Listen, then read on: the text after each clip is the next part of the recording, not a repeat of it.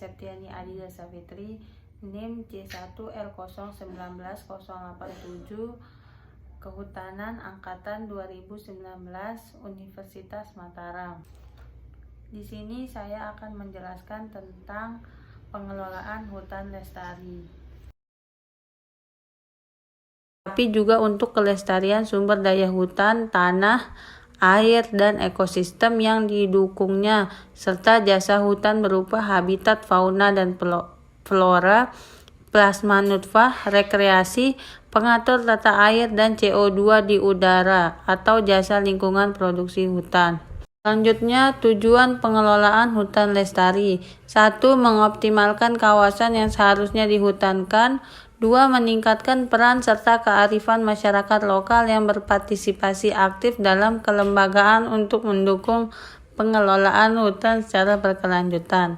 3. Memantapkan dan menyusun konsep aturan untuk menyeimbangkan ketiga fungsi hutan dan perolehan dari kawasan hutan antara untuk negara dan kesejahteraan masyarakat, terutama masyarakat sekitar kawasan hutan.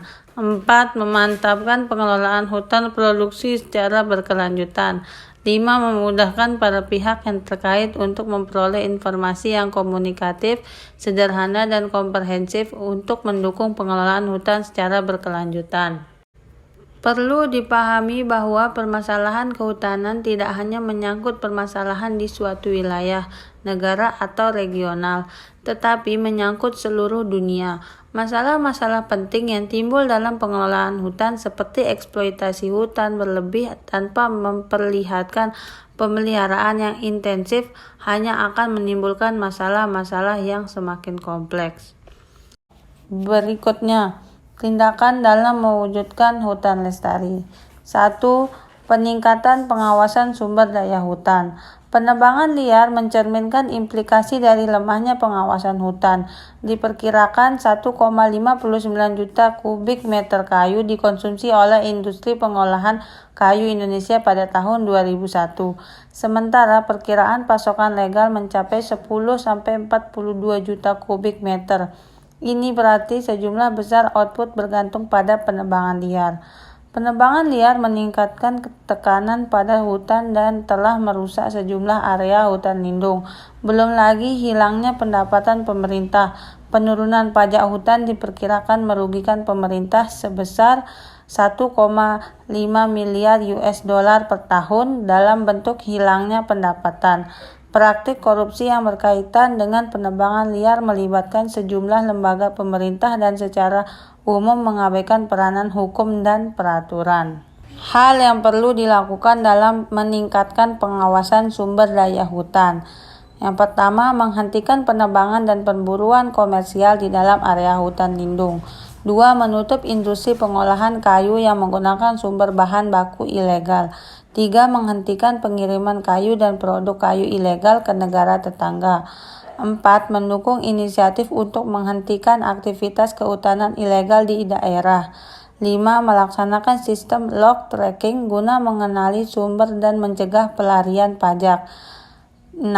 Melaksanakan hukum anti pencucian uang melalui pengembangan prosedur bagi bank untuk mengidentifikasi kegiatan kehutanan yang mencurigakan. Selanjutnya yang kedua, menjadikan hutan sebagai sumber daya berkelanjutan bagi pengembangan ekonomi. Hutan merupakan sumber pendapatan terbesar dari ekspor non-migas.